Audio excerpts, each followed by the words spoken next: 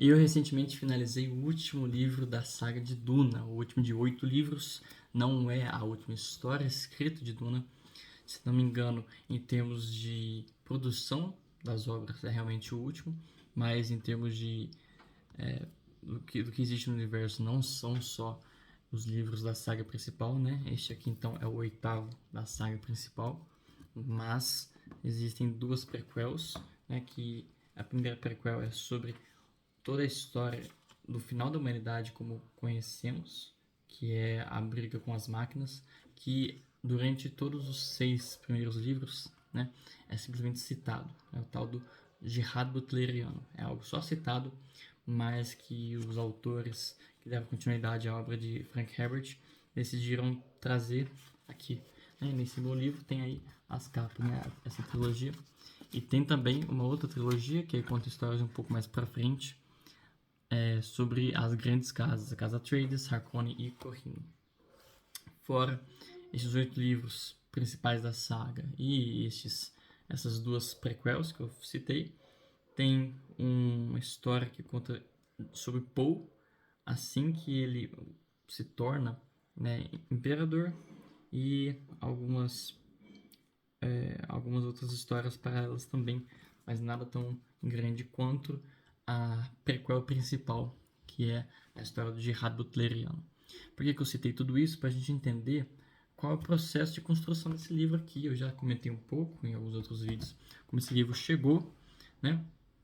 Que o último livro escrito pelo autor foi o 6º da saga, mas ele não era o final, né? E aí o filho e um amigo, também escritor, decidiram continuar a obra e continuaram, mas antes de irem para a finalização, a continuação, né, porque o 6º livro tem um gancho muito grande para uma continuação, antes de chegar nesse ponto, os autores escreveram muitas histórias anteriores. Só que essas histórias são muito relevantes, são muito referenciadas nestes 2 últimos livros, principalmente no último, muitíssimo diferente das obras antigas, porque as obras antigas citavam eventos que não eventos passados, mas esses eventos não eram descritos em obra nenhuma, como foi neste caso. E isso aqui é um dos pontos negativos que eu vou trabalhar nesse livro, afinal, nesse vídeo. Afinal, hoje vamos comentar uma pequena resenha sobre, né, este livro aqui, Sandworms of Dune. Ali em inglês, né, isso, como eu já fiz, até falei em outro vídeo, isso é um pouco prejudicial, certo? Mas eu li num ritmo bem legal, muitas páginas assim por dia, então pode-se dizer que eu engatei bem legal na leitura. E eu li o 7º, assim que eu terminei o 7º, logo em seguida fui para o 8º, ok? Lembrando, 7º e 8º são basicamente um livro só, tá bom? É como se fosse parte 1 e parte 2. Tem um pequeniníssimo gap temporal. Claro, se formos pensar, do 5º para o 6º também é um pequeno gap temporal, mas eles ainda têm propostas muito próprias, enquanto que o 7 e o 8, na verdade, você consegue ver muito bem. É um parte 1 e parte 2, tá?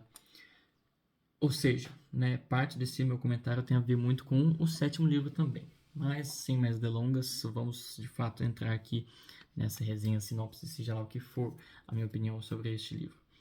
Antes de lê-los, antes da continuação da obra, não escrita pelo autor original, ouvi dizer que não era um final muito bom.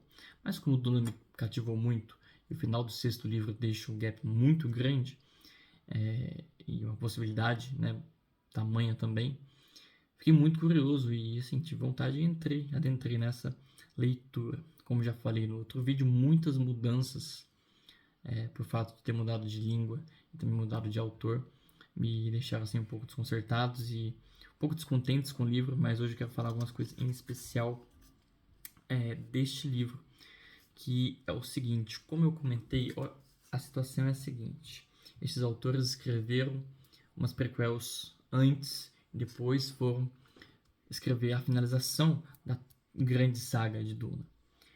E assim eles começaram a citar muito mais enfaticamente essas coisas das prequels. Só que é diferente de quando você lia os livros antigos, a primeira trilogia, o próprio Duna original, para quem leu só o primeiro Duna. Você vê o autor, os personagens comentando como Jihad Butleriano, a rixa entre Casa Atreides e Casa Harkonnen. Só que aquilo é desenvolvido daquele ponto e você não precisa de muito contexto. Já é o suficiente. Aqui neste 8º livro, eu vou entrar com alguns spoilers, tá? Aqui vai um pequeno spoiler. Não vai ser muito grande, até porque as sinopses do livro já entregam bastante coisa. Mas se quiser, pule um pouquinho que eu vou dar um pequeno spoiler. Uma personagem muito importante fica retornando, né? Tanto em formato de gola, né? Para quem conhece Duna, são clones, né? Que nascem posteriormente, são criados artificialmente de pessoas passadas. Então, alguns personagens muito importantes que nunca foram citados, como Serena Butler, da onde vem o nome Gerard Butleriano, que foi um personagem muito relevante lá no começo para a guerra contra as máquinas e entre máquinas e humanos. Esse personagem, ele é trazido como absurdamente relevante. Só que ele já chega com todo um background, ele já chega todo carregado, ele já chega todo relevante, muitíssimo carregado, muitíssimo. Carregado, e de onde vem toda essa carga? Os livros prequel, né? Então, você termina de ler o 6º livro e vai pro 7º, como se... E você sente uma falta muito grande, tipo assim, nossa, que ênfase grande nesses personagens, nossa, tá falando tanto disso, e parece que eu não acompanhei isso.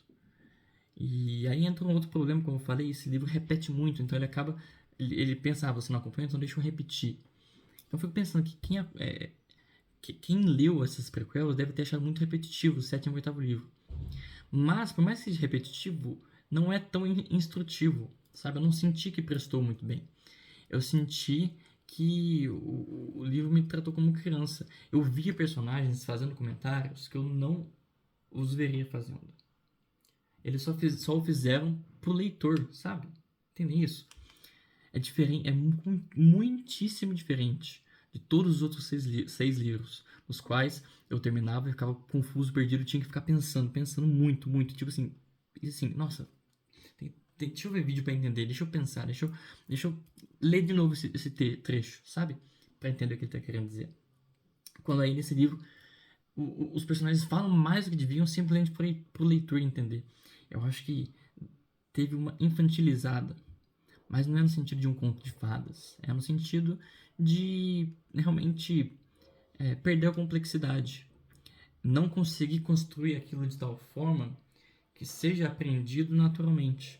Você não se sente, e nisso você se desconecta, você perde aquilo que te cativava nessa obra, que é você estar no diálogo complexo, com questões truncadas acontecendo e caminhos tortuosos ocorrendo de diversos arcos de personagens se confluindo assim no final, levando para outro ponto que a conexão, o entrelaçamento do momento final da obra, de vários arcos, de vários personagens que estavam dispersos, cada um em um canto na história, eu achei muito frouxo. Não teve uma lógica, certo? Não foi nada muito absurdo, mas teve um momento Deus Ex Machina ali no final, um momento aí, um pequeno spoiler de novo, no qual um outro personagem que também aparece de repente, que era só citado, que é o Oráculo do Tempo, que também foi muito desenvolvido no esse passado, que eu não li, e assim, personagem pá, sabe? Que já vem muito carregado, aquela mesma história. Ele chega e salva tudo. O último livro tem um teor, a metade dele inteira tem um teor de desespero, de angústia, da derrota da humanidade, grandíssimo, grandíssimo, assim, tremendo mesmo. E nenhum dos Dunas eu tive tanto incerteza quanto ao sucesso da humanidade, sabe? E dos protagonistas. Mas, de repente, então, isso é uma construção muito boa, né? Eu achei uma construção muito boa. Mas, de repente, num ato Deus Ex Machina, assim, ou seja, né, uma salvação, assim, de roteiro, de repente, do nada, miraculosamente, né, milagrosamente, os personagens são salvos. O Oráculo do Tempo faz um trabalho, assim, maravilhoso lá, de repente, e salva todo mundo. E a partir desse momento, toda a atenção morre completamente. Você só fica um pouco curioso de saber o que vai acontecer. Mas toda a atenção morre. Personagens, o vilão que era assim, casca grossíssima, ele vira um pombinho xoxo. Um protagonista assim, você fala, o que vai acontecer? Assim, eu acho que é uma crise de final de livro. Uma crise de final de livro. Várias grandes obras falham, fracassam no final. Isso aqui não é um fracasso, mas assim, quebram muito com as expectativas. A questão é que é muito fácil lidar com uma história, assim, no seu decorrer. Mas quando você se propõe a fazer algo como um Krasilek, né? Kralizek ou Krasilek? Será que você abriu uma página aleatória? Eu lembro que é isso. Para você que não sabe, Krasilek é o nome dado para esse momento. É o Ragnarok, né? O fim dos tempos. Aqui de Duna. Que desde o primeiro livro já é citado também. E ele acontece nesse livro. Acontece o Krasilek nesse livro. Né? Então, assim, você propor acabar com toda uma história de forma, assim, universal, sabe? De impacto universal, realmente é difícil que assim, seja de agrado, seja do agrado de todos, né? Seja de um funcionamento perfeito e seja de uma plena satisfação. Mas ele deixa a gente com um gostinho. Mais ou menos como o final de Attack on Titan. Mas não se engane, eu gostei muito do final de Attack on Titan. Mas eu acho que muitos reclamam por um motivo muito semelhante, tá? Um outro comentário, né, falando sobre essa dependência do passado, eu senti que um dos pontos fortíssimos de Duna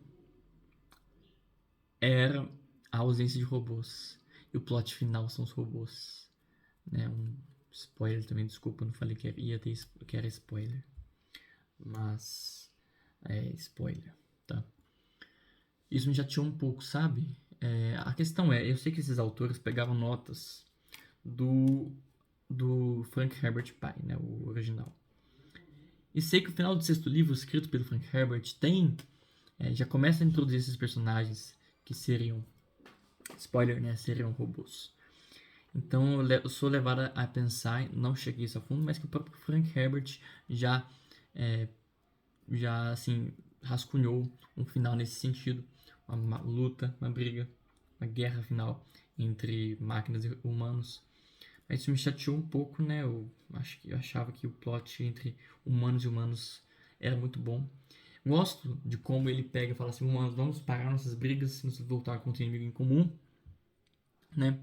E aí, um pouco mais de spoiler, comentando um pouco do final do livro, essa proposta a contraproposta de por que eu tenho que destruir um ao outro, né? Por que não pode existir essa harmonia? Que é algo que eu achei bem interessante do livro, então tem sim muitos pontos positivos nesse aspecto filosófico, nesse aspecto mais reflexivo, e acho que esse é o plot principal do livro. O plot principal não, acho que esse é um ponto, vamos pensar assim, reflexivo, de grande marco na conclusão do livro. Se for pensar uma lição de moral, acho que é sobre moderação, equilíbrio e aceitação, né, nas partes que são distintas. E é uma conclusão que me lembra Vinland Saga, né? Você não tem nenhum inimigo, né? Eles não precisam ser inimigos, homens e máquinas não precisam ser inimigos. A questão é que durante os 7 livros isso não foi um ponto, sabe? Durante os 7 livros tivemos muitos pontos de profecias, religião, política, economia, mas nunca briga de humanos e máquinas. Então, algo que me pegou. Acho que o livro mudou muito de tom. E tanto mudou de tom que nos momentos em que se propõe a continuar alguns plots do livro, como o próprio título, o título é Os Vermes de Duna, Sandworms of Dune. Mas o plot do Imperador Deus, Leto II, me parece uma forçação de barra. Todo o mistério do Caminho Dourado ele é resolvido de um jeito que eu achei um pouco muito anticlimático. Os vermes que... Olha essa capa, vermes do mar. É um spoiler. Os vermes aqui do mar não tem relevância nenhuma, assim, mínima, assim, ínfima, quase nula no plot final, tá? Então, assim, você tem um baita desenvolvimento, um arco inteiro que segue para a produção desses vermes. Eu achei isso muito tosco, tá? Muito tosco. Desperdiçaram os vermes assim, dá o nome do livro disso. Então eu acho que perdeu muito o fio da meada. Acabei de pensar uma coisa, esqueci o que eu ia falar. Vou ter que pausar para lembrar. Lembrei do que eu ia falar, eu ia reclamar dos Golas. Gente, parece que é um fanservice gigantesco, simplesmente, sabe? Nossa, aprendemos a fazer golas, vamos fazer golas. Tem um tubo de nulentropia com os golas de todos os personagens importantíssimos de toda a história. Vamos pegá-los e simplesmente trazer pra cá, sabe? Então, tipo assim, você tem 6 livros, né? Do 3 pro 4 tem um time skip de milênios. Do 4 pro 5, time skip de quase milênios, né? Mais de 1000 anos. Personagens novíssimos aparecem na história, personagens ótimos, incríveis. Você chega no 6º pro 7º, tem que trazer assim, dezenas de personagens antigos, sabe? Parece que nesse processo de, de trazer depois de, assim, eu acho que do livro 6 pro 7, os autores novos levaram uns 20 anos para continuar a história. Então parece que para cativar os leitores de Duna, eles tiveram que fazer esse fanservice tremendo, sabe? Não que sejam personagens ruins, mas é um desenvolvimento, assim, foi coerente, mas você sente que é um foco muito grande no saudosismo.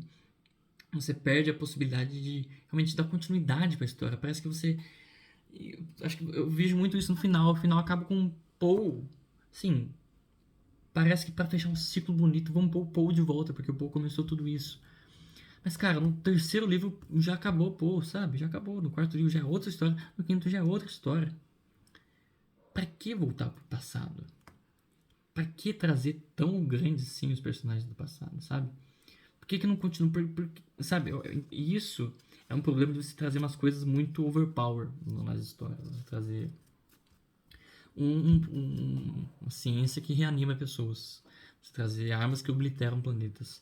Você trazer os robôs que desferem pragas que 100% de eficiência e aniquiladoras. E aí quando elas são vencidas, você fica assim, nossa, meio bobo. Duna ficou muito overpower. Todo mundo é Kwisatz Haderach, todo mundo é escolhido, todo mundo vira gola, todo mundo é poderoso, todo robô é forte, assim. E o que mais, nossa, eu achei muito, muito patético. Spoiler, tá?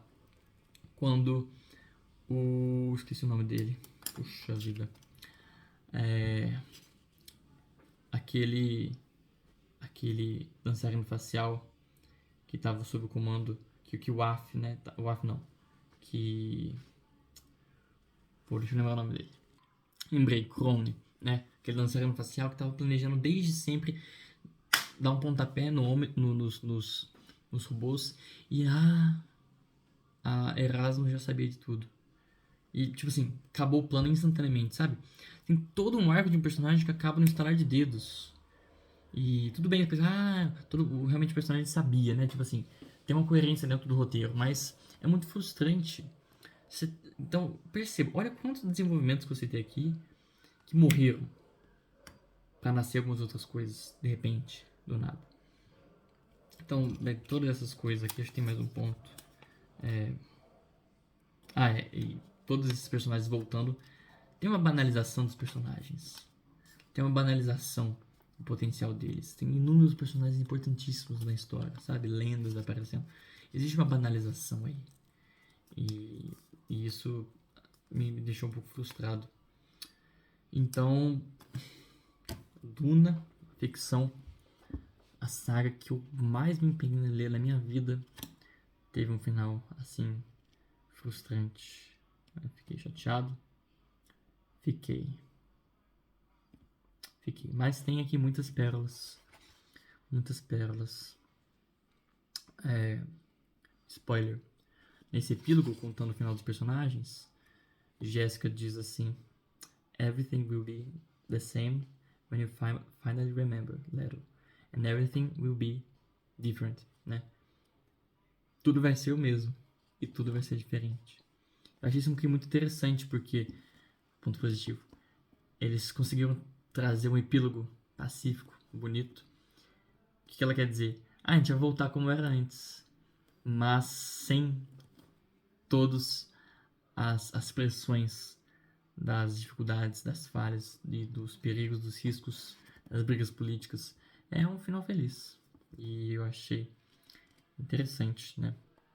É bonito, é assim, inspirador, mas ao mesmo tempo Bem, não sei. Não tenho muito li pouca ficção pra ter noção de como se fazer bons finais, né? Acho que a única que eu realmente conto aqui seria as Crônicas de Nárnia. Em termos de ficções grandes, de mundos enormes, assim, que realmente finalizam. E Crônicas de Nárnia tem seu motivo pra ter finalizado daquele jeito. Eu tô pra ler Senhor dos Anéis. Tô lendo Game of Thrones agora. Vamos ver se eu encontro a finalização mais... Foi bonita essa daqui, mas senti que faltou. Bem, um vídeo longo, uma boa resenha. Poucas pessoas veem esse tipo de vídeo, mas não tem problema. Eu me divirto, eu gosto. E se você é fã de Duna, temos vários outros vídeos aqui comentando os livros de Duna aqui no canal, tá bem? Só acessar. Deve ter uma playlist aqui, um vídeo aqui, um card. O card não deve ter não, deve ficar com preguiça, tipo o card. Mas se você entrar no canal, você vai ver bastante coisa. Nem me apresentei nesse vídeo, mas é porque se você tá vendo, eu imagino que você me conheça. Eu sou o Thiago Taits e você está assistindo aos Panguás. E se você reparou que esse vídeo está muito bom, é porque eu troquei de celular. Isso aqui tá uma beleza mesmo aqui, ó. 60 fps, coisa boa. Vou trazer um outro vídeo comentando Duna. Vou, porque eu quero comentar toda a saga. Tá bom? Não sei se eu vou fazer um vídeo mais elaborado, não sei. Quero trazer mais vídeos comentando Duna, talvez até alguns vídeos em inglês. Se você gosta de Duna, divulga para quem gosta também, para quem conhece. Deixa nos comentários o que você achou, se você já leu esse livro, se você tem vontade de conhecer Duna, se você tem vontade de conhecer a finalização dessa obra, se você discorda de alguma coisa que eu comentei. Eu ficaria muito, muito contente, muito interessado em ouvir, tá bem? Meu nome é Thiago Taits, como eu já disse, vou ficando por aqui. Tenha um ótimo dia, assista mais vídeos meus, me ajuda, deixa o like, compartilha, se inscreve no canal, comenta. E é isso, vou ficando por aqui e até mais.